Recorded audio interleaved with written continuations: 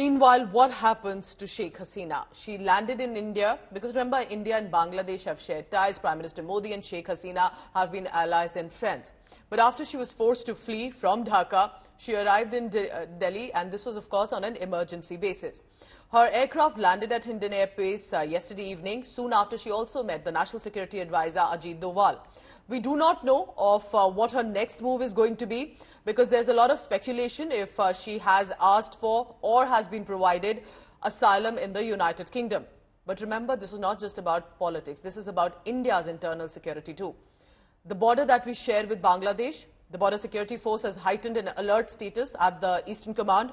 They have halted traffic at all integrated checkposts. The BSF has had to maintain now close coordination with the border guard of Bangladesh.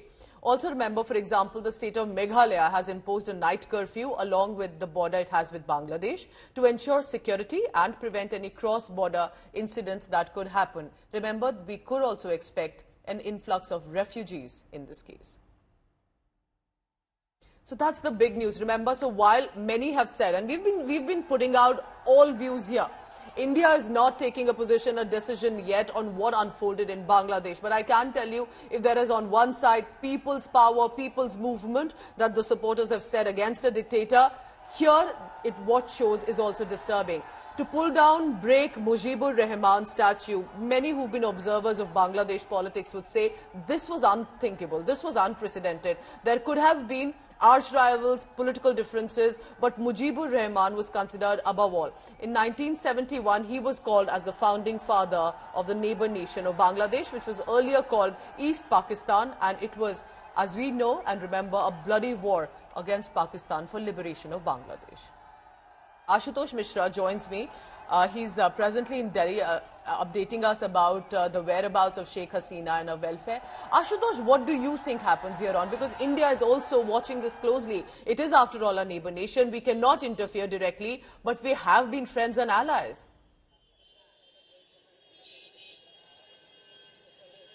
Ashutosh, can you hear me?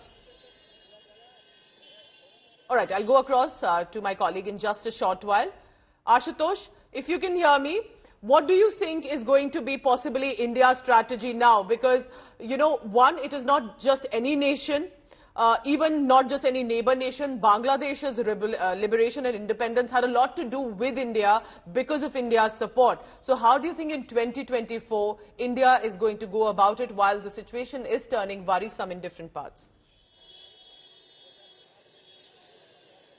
You know, Bangladesh is a key ally to India. Yes. And no matter whoever forms the government, even with the next regime, the diplomatic ties with Bangladesh will continue because that is also in the interest of India. So it doesn't matter who leads. The leaders may not be important, parties may not be important, but the nation is important. So clearly on that terms, the ties will continue. With Sheikh Hasina, there was also a personal touch. From Indira Gandhi, then Atal Bihari Vajpayee, then even if you see Prime Minister Modi. So everyone have maintained with the leadership of Bangladesh, even in the personal terms. Even today, if you see Sheikh Hasina, when she also met Sonia Gandhi and Rahul Gandhi. So on that personal test, this could be one humanitarian help that India is also offering because she happens to be the former Prime Minister of Bangladesh, a key ally to India, and all the way when she had no option but only to reach India. And then we see the National Security Advisor meeting her, and of course the Prime Minister was also briefed about, and also the briefing about the current geopolitical situation with regards to the India's security and India's strategic interest are concerned. Now the next step, Sheikh Hasina need to decide it.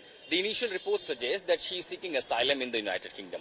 But whether UK will agree, now remember, there is also a shift in regime in UK, and Sheikh Hasina is now being accused to take in a harsh stand against the movement of the students and the opposition leaders or the civil society.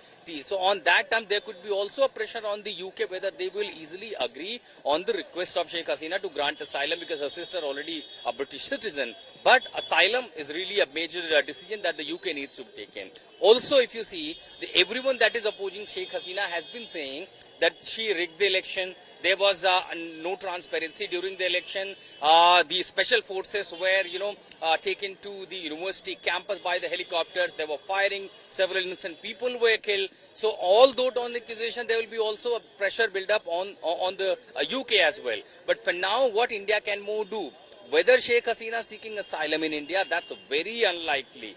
Though she lived here in South Delhi's Lajpat Nagar, and that's the story decades ago.